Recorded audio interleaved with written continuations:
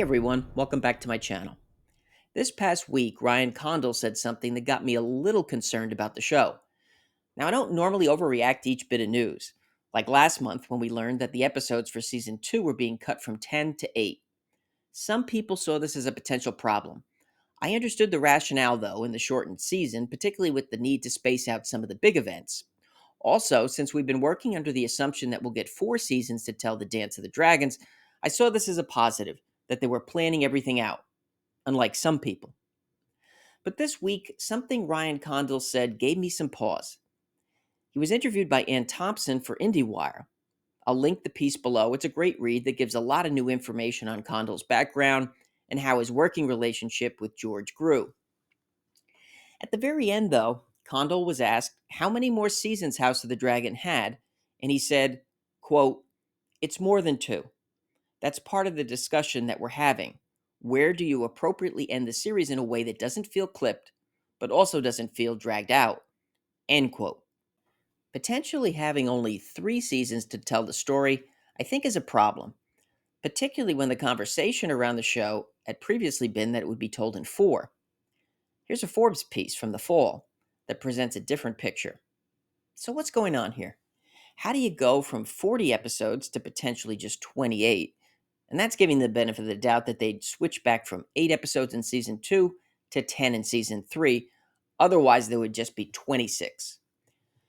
Now, you could technically tell the full story in that amount of time. Yeah, sure, if you just race from event to event.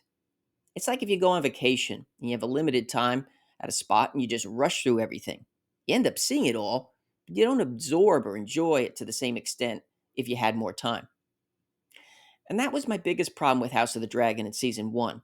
A lot of events were crammed into the season. We never had much time with Harwin and Rhaenyra, which was an important part of her character and development. The relationship was introduced at the start of the episode, and he was dead by the end of it. While I felt this was the most shallow of the episodes we had, in the end I largely gave them a pass because I understood the difficulty they had with the time jumps and maintaining a coherent story that flowed. Ryan Condal also didn't have the luxury of knowing he had a season 2 to work with. They had to win back an audience disgusted with the ending of Game of Thrones and hold their attention. So I couldn't fault him there. But now the power has shifted. House of the Dragon was a success in the ratings and with the critics. It even won the Golden Globes for Best Drama. So now they need to make the shift to character building and storytelling, not just the next epic moment. If we don't feel invested in the characters, then their fates will be as unimpactful as the deaths of Harwin and Laena in season 1. One thing that made the early seasons of Game of Thrones so good was that we became invested deeply in these people. Imagine if Ned's death had only come a couple of episodes in, rather than when it did, because they wanted to rush it to the next big thing. Some might say that with so many streaming services and entertainment choices that lean toward instantaneous gratification, that there's less tolerance now for more intricate storytelling. Breaking Bad spin-off Better Call Saul was a slow burn series that was largely well written, but it never came close to the ratings of the original.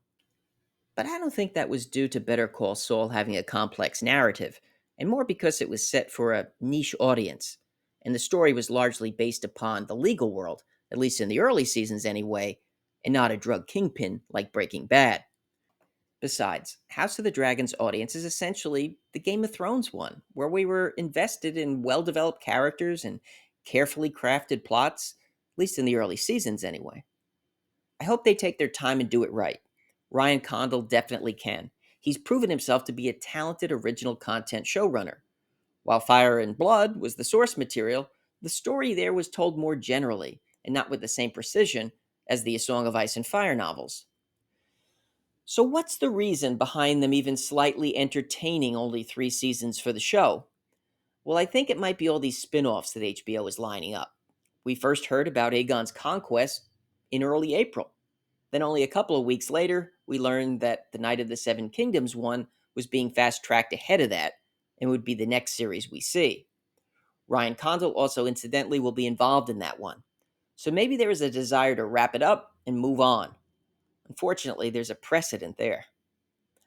But I don't believe Ryan would be as careless as Dan and Dave. He respects the source material and understands George's world. but they need to stick the landing with House of the Dragon to fully build a franchise on Martin's world. The audience isn't going to be forgiving a second time.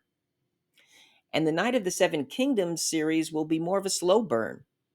If you condition your audience around spectacle over story in House of the Dragon, many might not find it as engaging. Season 2, I think, is going to tell us a lot about what the direction they're going to take this series. One early sign for me is if they take the time to tell the story of Jace in Winterfell, not only to further develop his character, but the role that the Starks will play in the remainder of the series. That'll be the test if it's going to delve deeper or just skim the surface until they get to the next big payoff. So, what do you think? Are you worried about what they're considering here? Or do you think it's all just general speculation and not a big deal? Or perhaps you were already sounding the alarm when the episodes were cut from 10 to 8 in season 2. While I have more concerns than I had previously, I remain cautiously optimistic. I do still have faith in Ryan Condal at this point, and I'll wait to see what they give us in those early season 2 episodes. That's it for now. Don't forget to hit the like button, and if you're interested in more House of the Dragon and A Song of Ice and Fire content, listen to Caraxes and subscribe. I want to thank everyone for watching, and I'll see you soon.